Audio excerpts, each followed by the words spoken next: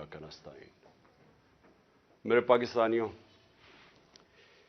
मैं कई चीज़ें आपसे बार बार कह चुका हूं अपने 26 साल की, जब से मैं ये पॉलिटिक्स में आया हूं, तो मैं कई चीज़ें बार बार दोहरा चुका हूं और मुझे लगता है कि उसका असर होना शुरू हो गया कि लोगों को कई चीज़ों की अब समझ आनी शुरू हो गई है।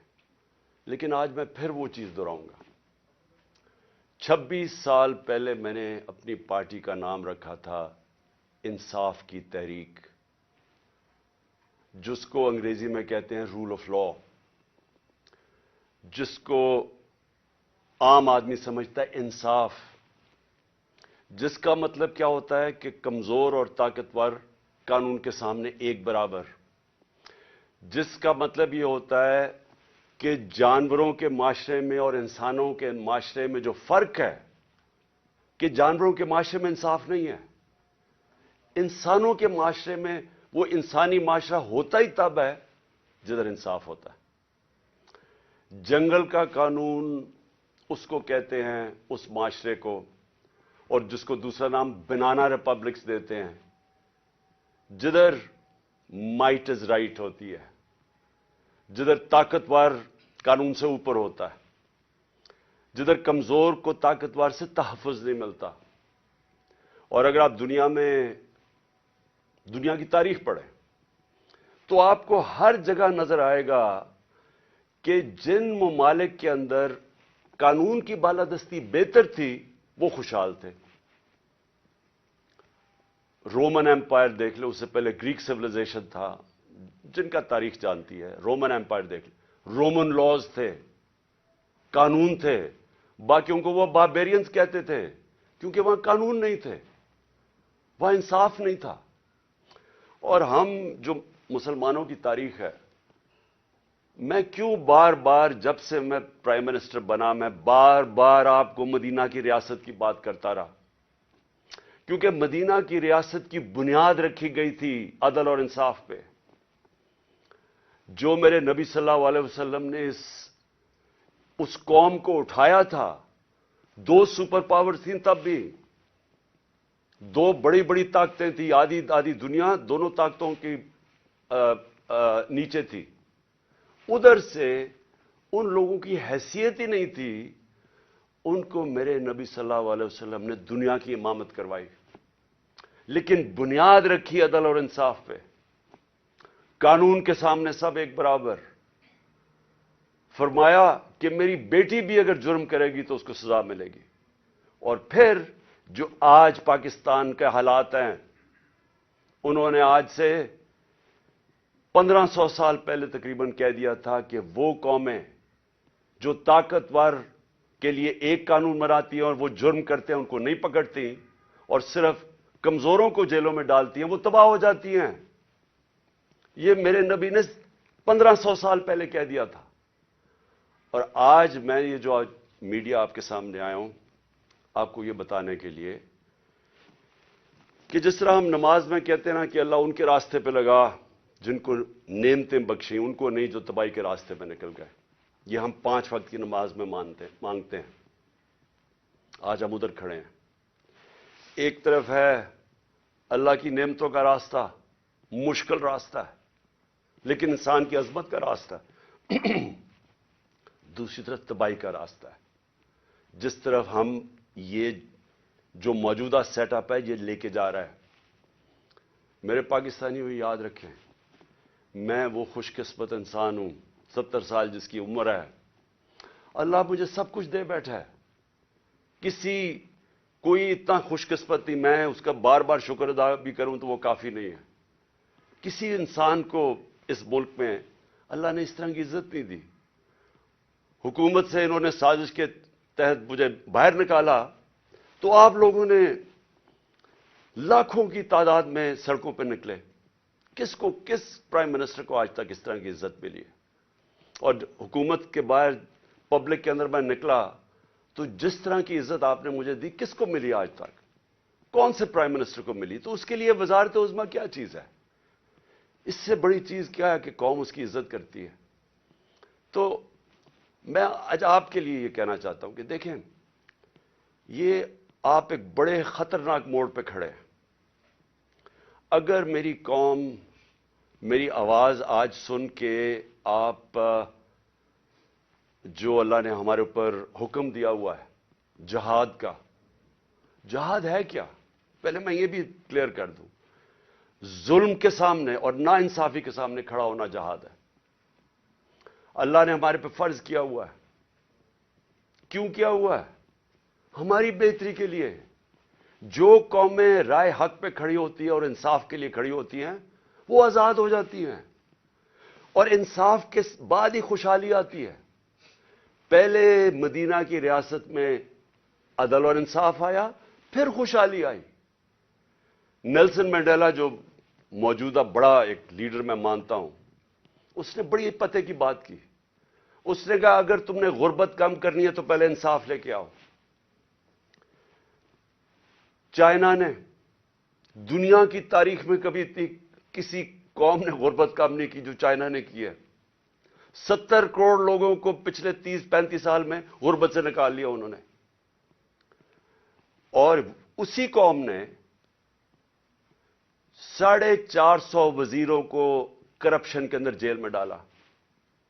یعنی طاقتور وزیروں کو انہوں نے قانون کے نیچے لے کے آئے. تو جو خوشحالی ہوتی ہے وہ انصاف کے ساتھ ہوتی ہے. حضرت علی کا قول ہے کہ کفر کا نظام چل جائے گا لیکن ظلم اور ناانصافی کا نظام نہیں چل سکتا. جدھر ہم جا رہے ہیں یہ نظام نہیں چل سکتا اور نہیں چل رہا. آج پوچھیں لوگوں کے حالات. آج کون سی قیامت آئی تھی کہ اپریل میں ہماری حکومت گئی ہے؟ 65 روپے کلو آٹا تھا، آج 135 روپے پہ پہنچ گیا یا اس سے بھی اوپر. کون سی قیامت آئی تھی کہ بجلی دگنی ہو گئی ہے؟ پٹرول ڈیزل دنیا عالمی مارکیٹ میں تو ان کی تیل کی قیمت کم ہے. کون سی قیامت آئی کہ یہ قیمتیں ان کی آج ادھر پہنچ گئی ہیں؟ کسانوں سے پوچھیں. کون سی قیامت آئی ہے کہ یوریا دگنا ان کو دے رہا؟ 60 ارب روپیہ کسانوں نے صرف گندم کی فصل کے لیے یوریا پہ ایکسٹرا خرچ کیا ہے ہمارے دور سے. تو کیا ہوا پاکستان؟ یعنی ہماری حکومت جانے سے اب تک یہ کیا ہوا کہ بجلی آج دگنی ہو گئی ہے؟ بجلی کے بل لوگوں سے پوچھیں، آج عوام سے پوچھیں تو صحیح ان کے حالات کیا ہیں، اور ابھی مزید اور مہنگائی آنے والی ہے. لیکن جو اس ملک کے طاقتور ڈاکو تھے انہوں نے اربوں روپے کے اپنے کرپشن کے کیسز ختم کروا لیے. 1100 ارب روپے کے اپنے کرپشن کے کیسز ختم کروا دیے اور قوم کو انہوں نے بھیج دیا تباہی کی طرف. آج ہمارا ملک، کبھی بھی ہمارے معاشی حالات ایسے نہیں تھے جو آج ہیں. تو یہ کیوں ہے؟ سوال پوچھیں نا اپنے آپ سے، کیوں ہے؟ ہم سب سے زیادہ، میں پاکستانی، میں آپ کو بتاؤں جب میں مکہ گیا ہوں، مدینہ گیا ہوں، سب سے زیادہ مسلمان پاکستانی مجھے ملے وہاں. ہم یہاں تبلیغی جماعت کا اجتماع ہوتا ہے، 20 لاکھ لوگ جمع ہو جاتے ہیں کیونکہ سارے یا عاشق رسول ہیں، اپنے دین میں ماننے والے لوگ ہیں. لیکن کیا وجہ ہے کہ ہم تباہی کے راستے پہ کھڑے ہیں؟ کیوں نہیں اللہ ہماری دعائیں کیوں نہیں سن رہا؟ کیونکہ اللہ نے کئی قانون بنائے ہوئے ہیں. سارے جتنے اللہ کے پیغمبر دنیا میں آئے تھے سب ان کی دو میسیجز تھیں، صرف پیغام دو تھے: انصاف قائم کرو اور انسانیت، یعنی کمزور کی مدد کرو. جو کہ جانوروں کے قانون کے اندر کمزور کی سروائیول آف دا فٹسٹ ہے، کمزور مر جاتا ہے. انسانی معاشرے میں ہم اپنے کمزور طبقے کی مدد کرتے ہیں. جس کو پہلی دنیا کی تاریخ میں فلاحی ریاست بنائی تھی وہ مدینہ میں بنائی گئی تھی، انسانیت کا نظام آیا تھا. تو ہم اپنے آپ سے پوچھیں کہ آج وہ ملک جو خیرات دینے میں سب سے زیادہ ہے، میں اس کے سامنے ہوں. کبھی یعنی کہیں دنیا کے اندر کینسر ہاسپٹل کے اندر 75% مریضوں کا مفت علاج نہیں ہو سکتا، صرف پاکستان میں ہے. کیونکہ لوگ جب دیکھتے ہیں، جب کسی ادارے کو، جو خیراتی ادارے کے اوپر جب اعتماد کرتے ہیں، تو اس سے زیادہ کھلے دل کے لوگ ہی کوئی نہیں ہے. تو ہم وہ قوم ہیں جو ترستی ہے جس کا نعرہ تھا کہ پاکستان کا مطلب کیا، لا الہ الا اللہ، عظیم نعرے. ہم نے اللہ سے دعویٰ کیا کہ اللہ تیرے سوا ہم کسی کے سامنے نہیں جھکتے، ہم آزاد لوگ ہیں، ہم نے آزادی کا دعویٰ کیا. آج اپنے حالات ہم دیکھیں، نہ ہمارے پاس آزادی ہے، نہ یہاں خوشحالی ہے. غربت بڑھتی جا رہی ہے، دن بدن قیمتیں بڑھتی جا رہی ہیں. تنخواہ دار طبقے سے پوچھیں کہ کیا حالات ہیں ان کے. پوچھیں آج بزنس مین سے، سب دکان، آج فیکٹریاں بند ہو رہی ہیں. پوچھیں آج بزنس، کون سی، کسانوں سے پوچھیں، کسی سے پوچھیں، خاص طور پہ تنخواہ دار طبقے سے آج پوچھیں کہ وہ گزارا کیسے کر رہا ہے. تو کیا وجہ ہے اس کی؟ میں آج آپ کو بتاتا ہوں. اس کی وجہ ایک ہے کہ یہاں ظلم اور ناانصافی کا نظام ہے. میرے نبی صلی اللہ علیہ وسلم نے کہہ دیا تھا 1500 سال پہلے کہ طاقتور اگر چوری کرے تو آپ اس کو NRO دے دیں اور بیچارے غریب لوگ جیلوں میں جائیں اور پھر سمجھیں کہ اللہ ہماری دعائیں قبول کرے گا. اور اس لیے جہاد اس نے ہمیں کہا ہے کہ ظلم کے سامنے کھڑے ہو، ناانصافی کو قبول نہ کرو. اور آج میں خاص طور پہ مخاطب ہوں اپنی پاکستان کی عدلیہ سے اور اس کے بعد پاکستان کی وکلا برادری سے. دیکھیں، اللہ نے آپ کے اوپر بہت بڑی ذمہ داری سونپی ہے. یہ وقت ہے آپ کا کہ آپ اس ملک میں رول آف لا کے لیے کھڑے ہوں. میں یہ آپ کو پورے ایمان سے کہتا ہوں کہ جس طرف یہ لے کے جا رہے ہیں ہمیں، کوئی مستقبل نہیں ہے اس ملک کا. جس طرح کے فیصلے کیے جا رہے ہیں، جس طرح کی انصاف کی اور قانون اور آئین کی دھجیاں اڑائی جا رہی ہیں، جس طرح وہ جنگل کا قانون نافذ کیا جا رہا ہے، اس طرح ہمارے ملک کا کوئی مستقبل نہیں ہے. پہلی دفعہ لوگوں کو خوف آنا شروع ہو گیا ہے. لوگ پاکستان سے امید ان کی چلی گئی ہے. 8 لاکھ لوگ ہمارے ساتھ 8 مہینے میں، پروفیشنلز، وہ طبقہ جو ایک ملک کی جان ہوتا ہے، وہ چھوڑ کے چلا گیا ہے. باہر لوگ سرمایہ کاری کے لیے نکل گئے ہیں کیونکہ امید جانی شروع ہو گئی ہے. تو اس لیے میں اپنے معزز عدلیہ، اپنے ججز سے اور اپنی وکلا کمیونٹی سے، میں آج آپ سے خاص طور پہ آج اپیل کر رہا ہوں اپنے ملک کی خاطر. میں پھر سے ریپیٹ کرتا ہوں کہ اللہ نے عمران خان کو جو دے دیا ہے، میں اپنی خوابوں میں بھی نہیں سوچتا تھا کہ وہ مجھے اس طرح کی عزت دے گا. اور انسان کیا چاہتا ہے دنیا میں؟ عزت ہی چاہتا ہے. انسان کے تو پیسے بناتا ہے عزت کے لیے، پاور میں آتا ہے عزت کے لیے. تو جب اللہ نے اتنی عزت دے دی ہے تو مجھے اور کیا مل سکتا ہے؟ میں صرف اس وقت آپ سب کے لیے کھڑا ہوں. میری جو ساری جدوجہد ہے وہ آپ کے لیے، اور آپ کو اس کے لیے سب کو کھڑا ہونا پڑے گا. میں سارے پاکستانیوں کو کہہ رہا ہوں، آپ اگر آج نہ کھڑے ہوئے، میں آپ کو یقین دلاتا ہوں کہ آگے اندھیرا ہے. میری آواز کیوں بند کرنے کی کوشش کی جا رہی ہے؟ کیوں وہ پولیس یہ فواد چودھری کو کیوں پکڑا ہے؟ کون سا جرم کیا اس نے؟ کوئی مجھے جمہوریت میں بتائے کہ یہ جرم ہوتا ہے کہ جو اس نے اس کو منشی کہہ دیا، اس کو چیف الیکشن کمیشن. کبھی اس کے اوپر بھی کسی جمہوریت میں پکڑا جاتا ہے؟ اعظم سواتی کا کیا قصور تھا؟ کیا اس نے کہہ دیا کہ جناب ایکس آرمی چیف نے NRO 2 دے دیا؟ تو یہ سینیٹر ہے، اس کی رائے ہے. یہ باقی اس ملک کی اکثریت سمجھتے ہیں کہ ٹھیک ہے.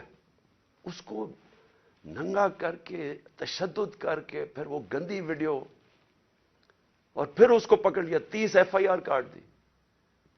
شہباز گیل، ارشد شریف، جو ارشد شریف کی خبریں آتی ہیں کہ کس طرح اس سے کیا گیا. کیا بچہ جانتا ہے پاکستان میں کہ ارشد شریف جیسا خوددار، دیانتدار، کریڈیبل، ایک محب وطن شاید ہی کوئی صحافی آیا ہو، اس سے جو کیا ہے. اور یہ جو میرے اوپر قاتلانہ حملہ کس لیے کیا گیا؟ میں نے کون سا جرم کیا تھا؟ اور اس کے اوپر ابھی میں آتا ہوں جب میں باقی چیزیں بھی آپ کو سامنے رکھتا ہوں. لیکن میں آج اپنی قوم کو کہہ رہا ہوں کہ دیکھیں، آپ کا مستقبل آپ کے ہاتھ میں ہے. آپ ہیں اللہ کے بعد اس ملک کے وارث. آپ کو اپنی تقدیر اپنے ہاتھ میں لینی پڑے گی. یہ میرا وعدہ ہے کہ جب تک میں زندہ ہوں میں اس ملک کے لیے سٹرگل کروں گا. میں کیوں سٹرگل کروں گا؟ کیونکہ میں کبھی نہیں بھولتا کہ بچپن سے مجھے بتایا گیا ہمارے بڑوں نے کہ تم خوش قسمت ہو، تم آزاد ملک میں پیدا ہوئے ہو. وہ ہمارے بڑے سارے غلام ہندوستان میں پیدا ہوئے تھے. بچپن سے یہ ہمارے میں ڈالا گیا کہ یہ کتنا خوش قسمت سارے ہم ہیں، میری جنریشن، کہ ہم تو ایک آزاد ملک میں پیدا ہوئے. میں کبھی بھی جب دنیا میں باہر گیا، کرکٹ کھیلی، بڑا ٹائم گزارا ہے، پروفیشنل کرکٹ کھیلتا تھا، کبھی میرے ذہن میں یہ نہیں آیا کہ میں پاکستان کے علاوہ کسی اور ملک میں رہ سکتا ہوں. اور میں ابھی بھی جتنی میری باقی زندگی ہے اس ملک کے لیے. میں آپ کو یقین دلاتا ہوں کہ نہ مجھے کوئی جیل سے ڈر ہے. موت میں نے اپنے اتنے قریب سے دیکھی ہے کہ اتنے قریب سے دیکھی ہے. مجھے پورا اللہ پہ اعتماد ہے. میں لا الہ الا اللہ پہ ماننے والا انسان ہوں. جب اس کا فیصلہ ہوگا، قرآن شریف کے اندر آپ پڑھ لیں، آپ نہ آگے ہوتا ہے ٹائم نہ پیچھے ہوتا ہے. اس لیے مجھے کوئی فکر کسی کی نہیں ہے. اور مجھے کوئی یہ جو ہر وقت جیل لے کے جانے لگے ہیں، مجھے اس سے کوئی فکر نہیں ہے. اور نہ ہی میں آپ سب کو کہتا ہوں آپ کو یہ جیل سے ڈرنا نہیں چاہیے. جیل کا ڈراوے جی جیل میں ڈال دیں گے، ڈال دیں جیل میں، کتنوں کو ڈالیں گے. اس لیے میری قوم، آپ کو اگر اپنے آپ کو بچانا ہے، آپ کو اللہ کے حکم پہ چلنا پڑے گا، انصاف کے ساتھ کھڑا ہونا پڑے گا. اور میں اپنی عدلیہ سے پہلے آتا ہوں. سب سے پہلے الیکشن کمیشن. الیکشن کمیشن نے محسن نقوی کو پنجاب کا چیف منسٹر بنایا. میں پہلے الیکشن کمیشن سے سوال پوچھتا ہوں کہ کیا آپ کو نہیں پتا کہ جو آئین کا آرٹیکل 218 اس کی شق 3، کیا آپ کو نہیں پتا کہ آپ کی سب سے بڑی ذمہ داری صاف اور شفاف الیکشن کروانا ہے؟ یہ آپ کی سب سے بڑی ذمہ داری. تو میں سوال یہ پوچھتا ہوں کہ کس بیسس پہ آپ نے محسن نقوی کو چنا؟ باقی نام کس بیسس پہ آپ نے ریجیکٹ کیے؟ جبکہ ہم نے وہ نام چن کے دیے جو ہم سمجھتے تھے کہ نون لیگ ایکسپٹ کر جائے گی ان کو، کیونکہ سکھیرا صاحب اس وقت کیبنٹ سیکرٹری ہیں، شہباز شریف کے کیبنٹ سیکرٹری ہیں. اس سے بعد ناصر کھوسا کا نام دیا جو ان کے پرنسپل سیکرٹری نواز شریف کے رہ چکے ہیں، شہباز شریف کے چیف سیکرٹری. یعنی وہ لوگ جو ان کو ایکسیپٹیبل ہے. ہم نے اپنی طرف سے نیوٹرل امپائر رکھنے کی کوشش کی. تو کس بیسس کے اوپر یہ محسن نقوی کو آپ لے کے آئے؟ کیا آپ اس کے بیک گراؤنڈ کا نہیں پتا تھا؟ یا شاید لگایا اس لیے تھا کیونکہ آپ کو پتا تھا یہ کون ہے؟ کیا یہ نہیں پتا کہ یہ آدمی رجیم چینج جو ہماری گورنمنٹ کرائی گئی ہے اس میں اس نے سب سے بڑا رول اس کا تھا. ایک تو اوپر کا رول تھا نا ایکس آرمی چیف کا، لیکن اس کا اس کے بعد یہ ان چند لوگوں میں سے تھا جو سب سے زیادہ یہ بھاگ دوڑ کی اس نے ہماری حکومت کرانے کے لیے. کیا یہ آصف زرداری کے ساتھ سندھ ہاؤس جدھر پیسے چلے تھے یہ وہاں نہیں تھا؟ کیا آصف زرداری اس کو اپنا بیٹا نہیں کہتا؟ کیا اس کا جو چینل ہے لوگوں کو نہیں پتا اس کی چینل کا کس کے بار بار جو پروپیگنڈا ہمارے اگینسٹ کب سے کر رہا ہے؟ اور پھر سب سے بڑی بات کہ جو آج نیب کے چیئرمین ہیں آفتاب سلطان، نیب کے چیئرمین آفتاب سلطان نے اسی محسن نقوی کے اوپر انویسٹیگیشن کی تھی.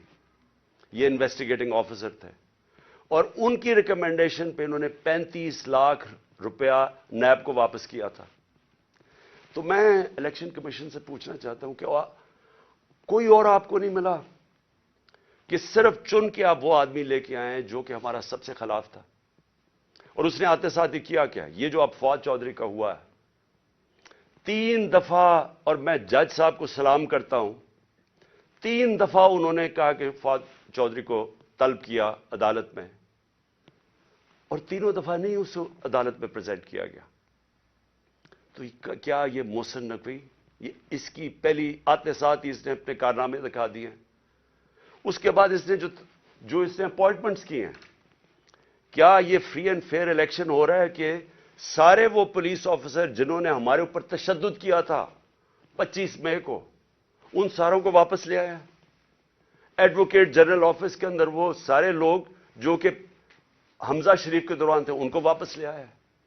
کیا یہ صاف اور شفاف الیکشن کی تیاری ہو رہی ہے؟ کیا اس کو کہتے ہیں a neutral caretaker set اپ؟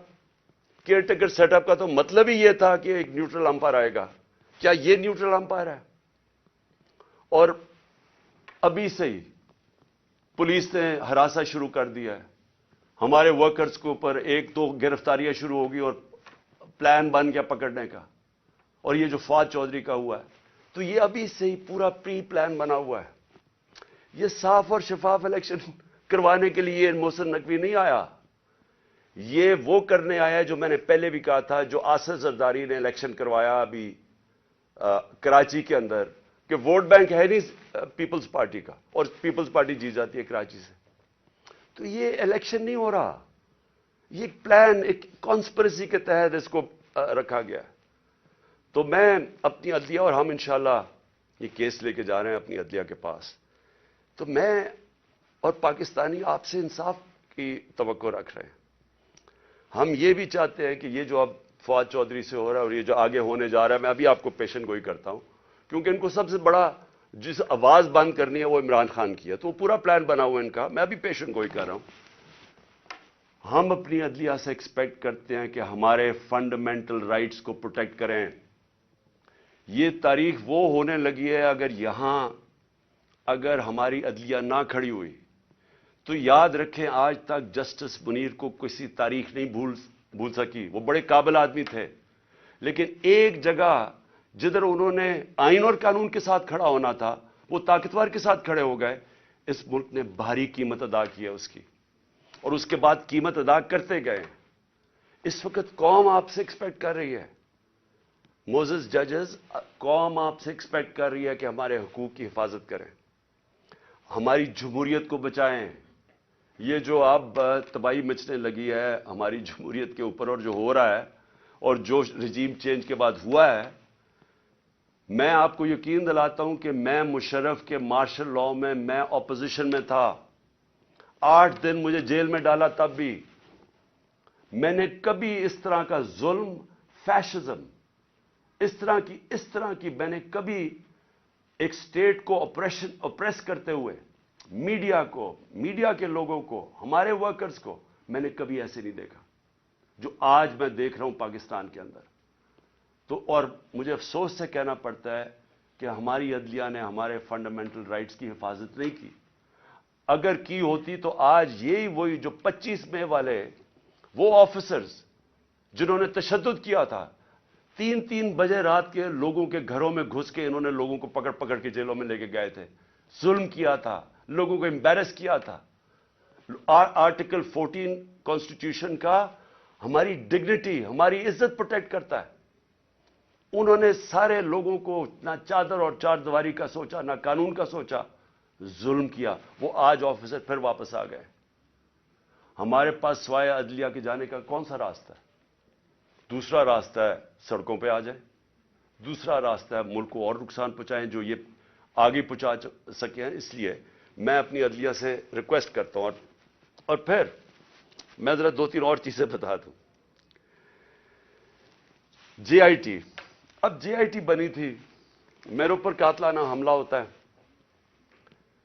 پہلے تو 16 دن کچھ ہوتا ہی نہیں ہے, نہ کوئی investigation. Police F I R کاٹ کے دیکھ دیتی کہ صرف ایک شوٹر تھا اور دینی انتہا پسند نے اٹیک کیا تھا, جو میں پہلے سے ہی سپٹمبر اور اکتوبر میں نے کہہ دیا تھا کہ میرے اوپر واردات ہونے والی ہے اور نام لیں گے دینی انتہا پسند کا. پوری کانسپریسی بنی ہوئی مجھے قتل کرنے کی. میں پہلے کہہ بیٹھا تھا, مجھے پتا بھی تھا اس کے پیچھے کون ہے, اور میں نے ان کے جیسے ہوا میں نے ان کے نام لیے. اپنی حکومت ہوتے ہوئے, پنجاب پولیس ہمارے نیچے ہوتے ہوئے میں اپنی ایف آئی آر نہیں کٹوا سکا. اور مجھے پتا ہے میں کیوں نہیں کٹوا سکا, کیونکہ دوسری طرف طاقتور لوگ تھے. اور ہماری ملک کی تاریخ ہے کہ جب طاقتور کا کمزور سے مقابلہ ہوتا ہے تو انصاف نہیں ہوتا. تو لیکن جو جے آئی ٹی کی رپورٹ ہے یہ ذرا سننے والی چیزیں ہیں. اور پھر کیسے اس جے آئی ٹی کو آپ آتے ساتھ ہی حکومت نے پہلی چیز کی ہے جے آئی ٹی بند کی ہے. یہ کس قانون کے تحت کی ہے؟ جے آئی ٹی تو پنجاب کی جے آئی ٹی تھی. فیڈرل گورنمنٹ تو جے آئی ٹی نہیں بنا سکتی. اور جے آئی ٹی کی فائنڈنگز جو فائنڈنگز سامنے آئی ہیں ذرا یہ سن لیں, اس کی وجہ سے یہ بند کی گئی ہے. میں ذرا آپ کو بتانا چاہتا ہوں ساری قوم کو کہ میرے اوپر جو حملہ ہوا تھا جب انہوں نے ایف آئی آر کٹائی پولیس نے, میری نہیں کاٹی, انہوں نے کہا تھا ایک شوٹر ہے. ذرا آپ یہ سنیں, اب تک جے آئی ٹی نے جو عدالت میں جو رکھ چکی ہے, جو عدالت میں چیزیں رکھ چکی ہیں وہ ذرا سنیں. سب سے پہلے انہوں نے یہ کہا جو کہ ڈی پی او گجرات تھا غضنفر حسین اور ایس ایس پی ندیم حسین جو سی ٹی ڈی لاہور تھا, دونوں پنجاب گورنمنٹ کے نیچے تھے. ان دونوں نے آڈیو یعنی ٹیپس کی, اس کی وہ جو شوٹر تھا اس لڑکے کی انہوں نے ٹیپس بنائی. اور جب اس کی ٹیپس بنائی تو جب جے آئی ٹی نے مانگا ان سے ان کا موبائل فون, اور جب جے آئی ٹی نے ان کو بلایا ان دونوں کو, انہوں نے صاف انکار کر دیا کہ ہم جے آئی ٹی میں نہیں آتے. کون تھا ان کے پیچھے جو اتنا طاقتور تھا اور جس کو خوف تھا کہ کہیں جے آئی ٹی میں سچ نہ نکلا ہے؟ ان کو روک دیا. پھر ذرا آگے چلیں. اس کے بعد جب جو سیکنڈ جو دوسری ویڈیو بن رہی تھی, وہ نوید جو شوٹر تھا اس کی سی ٹی ڈی میں جب اس کی جو ویڈیو بن رہی تھی, اب ذرا یہ سنیں. رپورٹ لکھتی ہے جے آئی ٹی کے 4 سے 5 جو نامعلوم لوگ وہاں موجود تھے. وہ کون تھے؟ پولیس سی ٹی ڈی کے اندر اس کی بنایا جا رہا ہے اس کا سیکنڈ ویڈیو, اور وہ بھی اس کی کون سا قانون اجازت دیتا ہے کہ پولیس ویڈیوز بنا کے ریلیز کرتی رہے میڈیا کو. لیکن وہاں جو سب سے زیادہ چیز ہے 4 اور 5 وہ جے آئی ٹی کہتی ہے نامعلوم لوگ وہاں بیٹھے ہوئے تھے. یہ کون تھے؟ پھر اسٹیبلش ہو جاتا ہے 3 طریقوں سے. آئی وٹنسز جو گواہ دیکھتے ہیں وہ شوٹر کو 3, ایک فورینزک کے ذریعے, اور ایک پھر فورینزک کے ذریعے یعنی کہ جو خول ملے تھے ان کی گولیوں کے, وہ 3 جگہ سے ملے. اور کرائم سین رپورٹ جو تھی, ان سب نے ثابت کیا کہ 3 شوٹر تھے. یعنی جو انہوں نے رپورٹ بنائی تھی کہ صرف ایک دینی انتہا پسند نے قتل کرنے کی کوشش کی, اس کو سب کو رد کر دیا. اس لیے یہ آتے ساتھ ہی انہوں نے جے آئی ٹی بند کی, کیونکہ میں نے نام تو ایک شہباز شریف کو رانا ثناء اللہ کا لیا ہوا ہے, اور وہی بیٹھے ہوئے ہیں فیڈرل گورنمنٹ میں, اور انہوں نے آ کے انہی کے نیچے اب جے آئی ٹی بنے گی. اس لیے میں نے پہلے دن کہا تھا کہ چیف جسٹس صاحب آپ کے نیچے اگر انکوائری ہوگی تو شاید انصاف ملے. ان کے ہوتے ہوئے, اور وہ جو ایجنسی کا آفیسر ہے ڈرٹی ہیری, مجھے کوئی امید انصاف کی نہیں تھی. اور وہ آپ ذرا دیکھیں کہ جو اس جے آئی ٹی نے جو چیزیں بھی نکالی اس کے اوپر بھی ذرا دیکھیں کہ انہوں نے کس طرح اس کو بند کرنے کی کوشش کی. پھر یہ ثابت ہو گیا کہ جو لڑکا نوید تھا وہ کوئی دینی انتہا پسند نہیں تھا, اور اس کو ٹریننگ دی گئی تھی پسٹل شوٹنگ کے اندر. کوئی پسٹل شوٹنگ ایسے نہیں کرتا کہ سیدھی ایسے ریپڈ فائر کرے, وہ ٹرینڈ تھا. اور جو 5ویں چیز سامنے آئی, 4 جے آئی ٹی ممبرز کے اوپر پریشر ڈالا گیا. کس نے ڈالا؟ اور انہوں نے اپنی چینج کی رپورٹ, جو عدالت میں جو تھی رپورٹ, اس کی فائنڈنگ چینج کر دی. اور پھر کیا ہوتا ہے, جو پروسیکیوٹر جنرل ہے,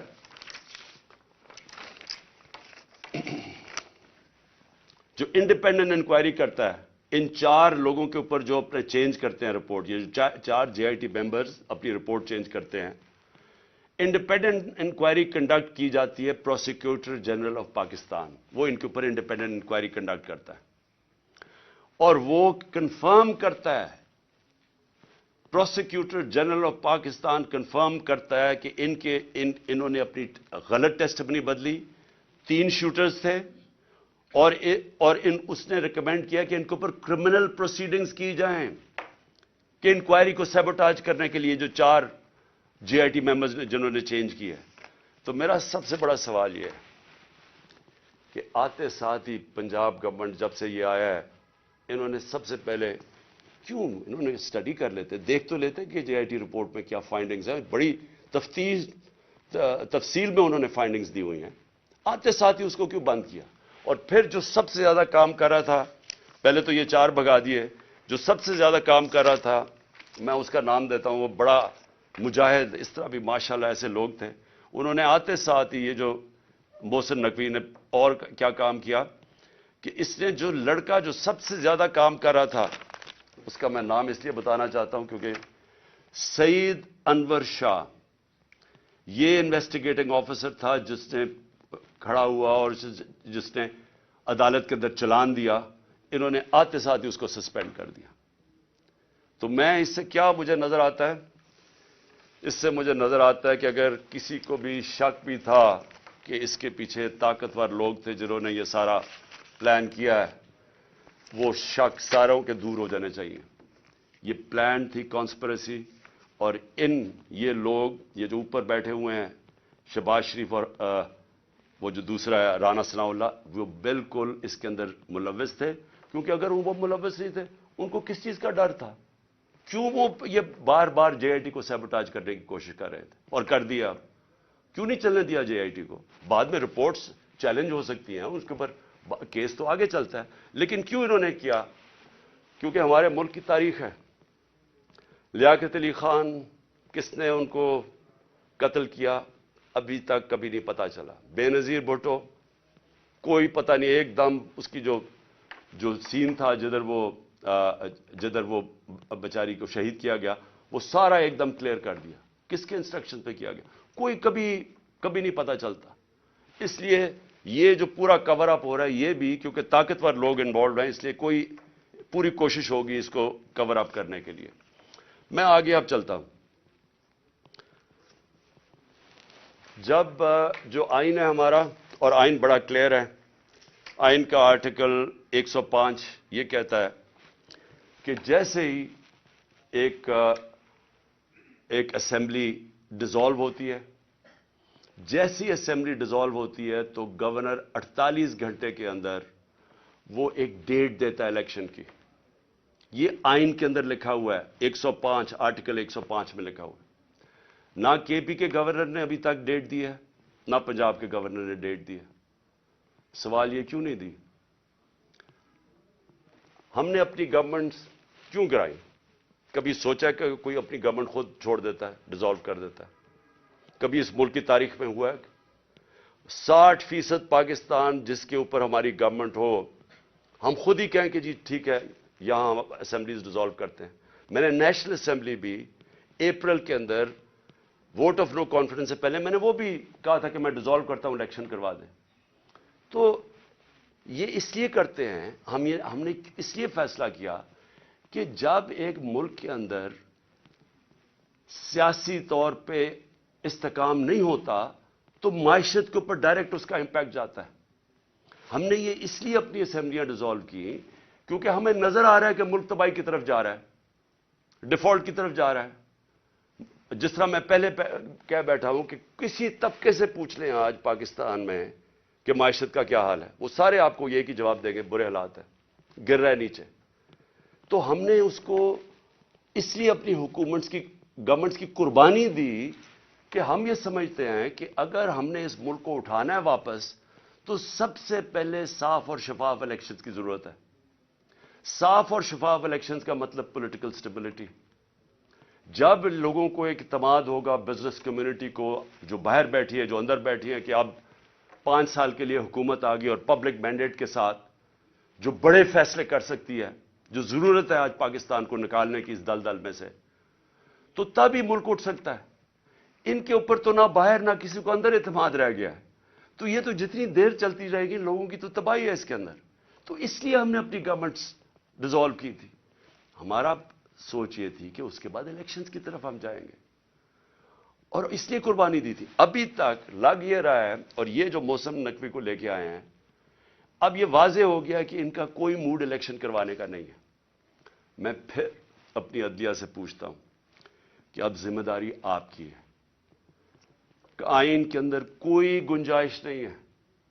جیسے ہی گورنمنٹ ڈیزالو ہوتی ہے آرٹیکل 105 105 واضح طریقے سے کہتا ہے کہ 90 دن کے اندر آپ نے الیکشن کروانے.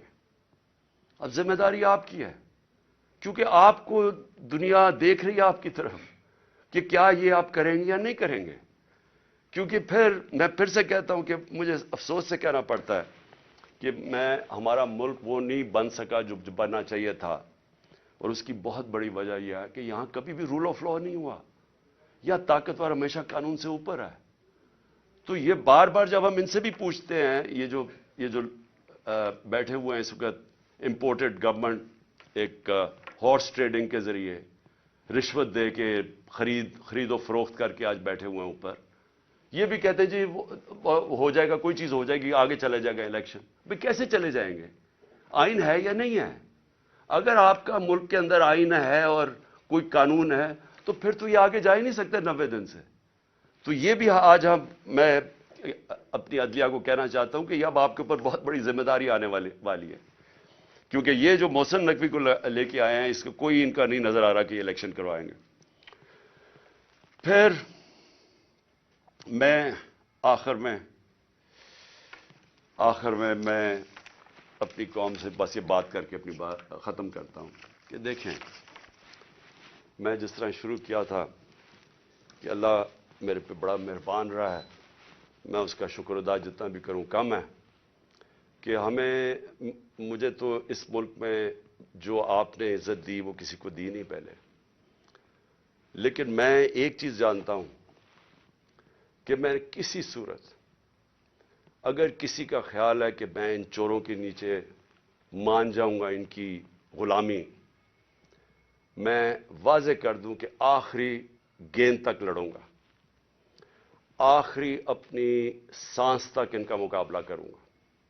کوئی مجھے نہ جیل اور نہ یہ جو ڈراتے رہتے کوئی فکر نہیں ہے. اللہ نے ایمان دیا ہے, ایمان کی قوت دی ہے, اور سب سے بڑی قرآن کی آیت ہے کہ جو لوگ ایمان لے آئے اللہ ان کے خوف دور کر دیتا, ان کو آزاد کر دیتا. میں ایک آزاد انسان ہوں, میں کبھی غلامی کسی کی نہیں مانتا. میں لا الہ الا اللہ میرے دل میں ہے. میں نے اللہ کے سامنے دعویٰ کیا ہوا کہ اللہ تیرے سوا کوئی خدا نہیں ہے. کوئی خوف کے بت کی میں پوجا کرتا نہیں, اور نہ آپ کو کرنی چاہیے. کیونکہ میں ایک مثال دیتا ہوں ہمیشہ لوگوں کو, کیونکہ اسلام کی تاریخ آپ پڑھیں تو جو سب سے دردناک اور تکلیف دہ واقعہ وہ ایک ہی ہے, جس طرح حضرت امام حسین کی شہادت ہوئی. اور میں ہمیشہ یاد کراتا ہوں لوگوں کو کہ کوفہ کے لوگوں کو انہوں نے تو بلکہ دعوت دی تھی امام حسین کو, ان کو پتا تھا وہ رائے حق پہ ہے, ان کو پتا تھا کوفہ کے لوگوں کو, لیکن یزید کے خوف کے ظلم کے خوف کی وجہ سے انہوں نے اتنا بڑا سانیہ ہونے دیا اسلام میں.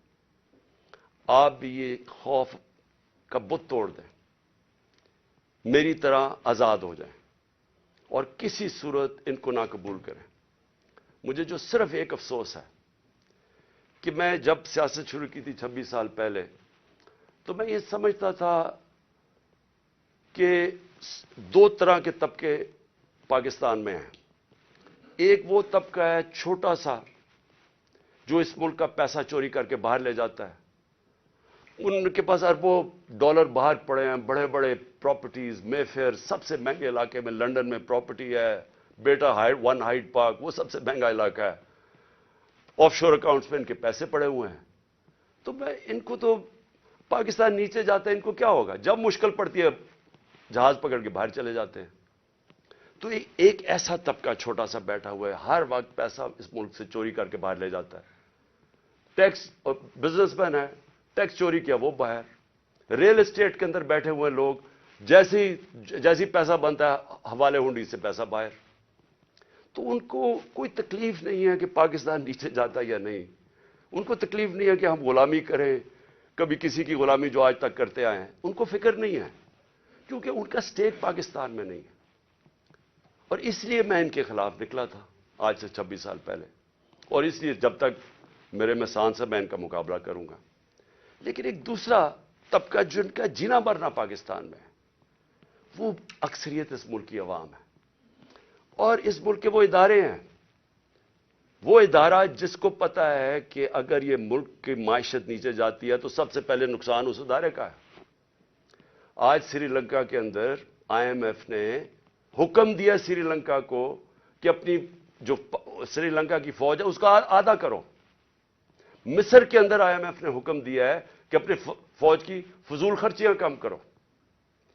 تو کیا وہ جب ہم جو یہ امپورٹڈ حکومت ہمیں اپنے گھٹنوں پہ لے آئی ہے، اپریل میں پاکستان کدھر کھڑا تھا، صرف اکنامک سروے آف پاکستان آپ دیکھ لیں، اور آج کدھر ہے. تو کیا وہ جو اب ہمارے سے قیمت ادا کریں گے، کیا ہماری طرح کے جو سمجھتے ہیں کہ ہم ایک آزاد ملک میں رہنا چاہتے ہیں، کیا ہماری آزادی خطرے میں ہوگی یا نہیں؟ تو میں یہ ہمیشہ سمجھتا تھا کہ یہ ادارے کبھی بھی ان لوگوں کے ساتھ نہیں ہوں گے جو یہ ملک کا پیسہ چوری کر کے باہر لے کے جاتے ہیں. اور مجھے بڑا افسوس سے کہنا پڑتا ہے کہ ہماری حکومت ہٹا کے ان لوگوں کو بیک کیا گیا جو اس ملک کو 30 سال سے لوٹ رہے تھے. چھوڑیں کہ میں کیا کہتا ہوں، صرف انٹرنیشنل میڈیا ان کے متعلق کیا کہتا ہے. آج تو ٹیلی فون ہے، اپنا گوگل کر لیں کہ ان دونوں بڑے خاندانوں کے اوپر انٹرنیشنل میڈیا کیا کہتا ہے. ان کے خلاف ہماری اسٹیبلشمنٹ نے، ہماری ایجنسیز نے کیا کیا چیزیں نکالی ہوئی ہیں ان کی چوری کے اوپر. تو مجھے حیرت یہ ہوئی کہ رجیم چینج کے بعد ان کے ساتھ کیسے کھڑے ہو گئے وہ ادارہ جس کا سب سے زیادہ سٹیک ہے کہ پاکستان ایک طاقتور ملک بنے. کہ اگر ایک ملک کی معیشت نیچے جاتی ہے تو ہمیں سوویت یونین کی مثال ہے کہ وہ ملک ٹوٹ گیا، تکڑی ترین فوج تھی لیکن ملک ٹوٹ گیا کیونکہ معیشت نیچے چلے گئی. تو ان کے نیچے جو انہوں نے 30 سال سے یہ ملک سے کر رہے ہیں، مجھے ابھی تک نہیں سمجھ آ رہی کہ کیسے وہ ادارے ان کے ساتھ کھڑے ہو گئے. میں آخر میں اپنی ساری قوم کو کہنا چاہتا ہوں کہ اپنی تقدیر اپنے ہاتھ میں لیں. آپ کا مستقبل، آپ کے بچوں کا مستقبل آپ کے ہاتھ میں ہے. آپ یہ اگر ظلم نہ، آپ کے پاس اب 2 راستے آ گئے، ایک تباہی کا راستہ ہے، ایک مشکل راستہ ہے، جدوجہد کا راستہ ہے، لیکن پاکستان کی عظمت کا راستہ ہے. اور مجھے امید ہے کہ آپ سب صحیح فیصلہ کریں گے پاکستان